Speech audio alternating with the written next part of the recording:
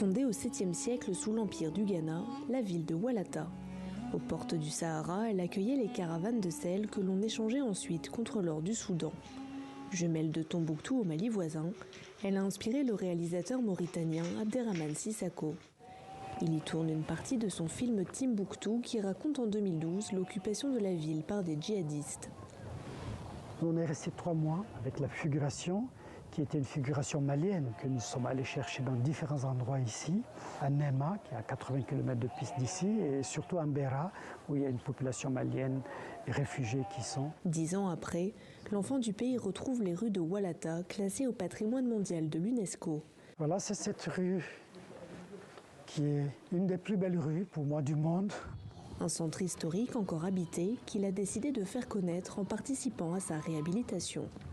La réhabilitation, elle est essentielle. C'est déjà important pour la valeur. Les habitants voient qu'on valorise leur lieu de vie. Et puis aussi, ça booste un peu l'économie. Je dirais la main-d'œuvre de Oualata, que ce soit les maçons ou les femmes qui font la peinture, sont bien contents que cette action se perpétue. C'est le cas de Mariam Bati, revenue s'installer ici.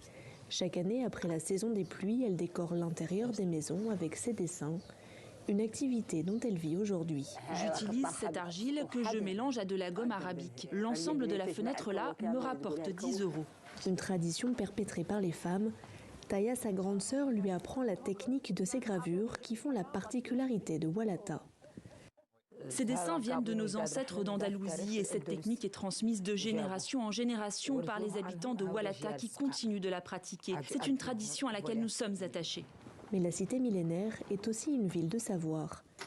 Pour Mohamed, de passage dans sa ville natale, sa réhabilitation pourrait permettre de préserver son patrimoine scientifique.